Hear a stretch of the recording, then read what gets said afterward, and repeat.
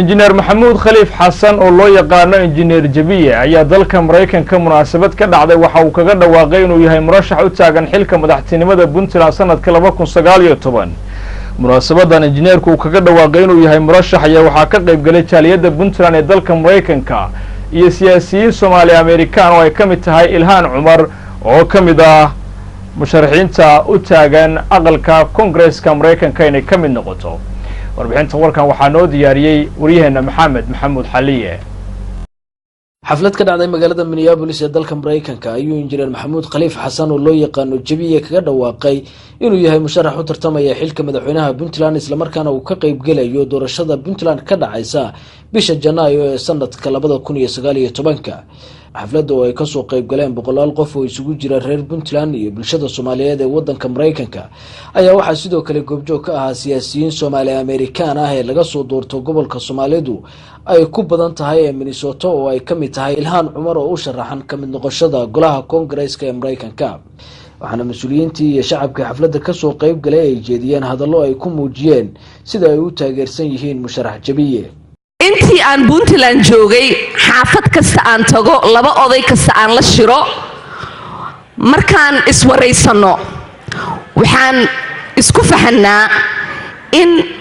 labadaas oday meel aan iska soo galno waxaan isku fahanaa maalin inaan wax isku darsanay waxaan isku fahanaa inaan nahay dad isla wada shaqayn karo oo meel isku raaci karo marka waxaan dhahay hadda sheekada ay sheegaysid waa aniga sidii aan ku raayay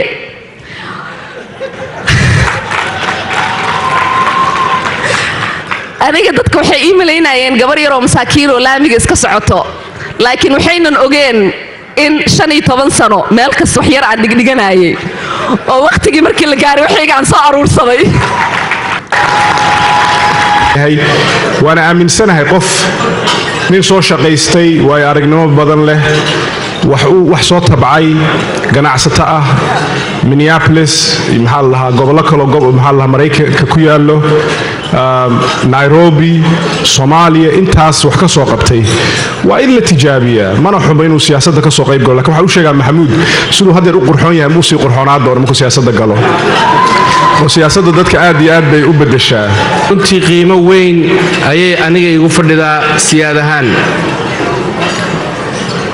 waxaan ka markhaati kacayaa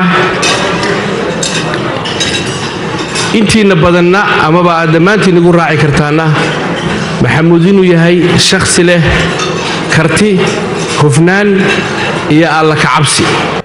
xagga isbitaalada iyo caafimaadka xagga waxbarashada runtii qofkan waxaa ku ogaan kartaa markuu uu danaynayo inuu xilku u tartamayo inuu dadkiisa wax u faa'iideeyo dadka kale oo aqoonta leh buu soo jiitaa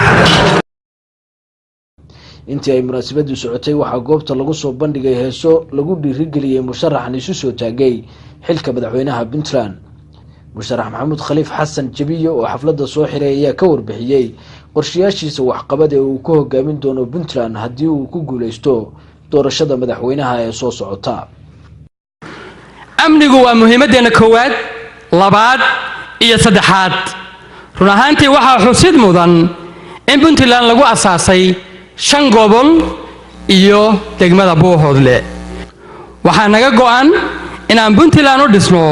ciidan tayo leh lagu aamini karo amniga dalka iyo muwaadiniinta reer Puntland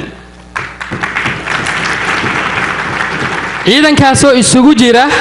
qaybaha kala duwan ee ciidamada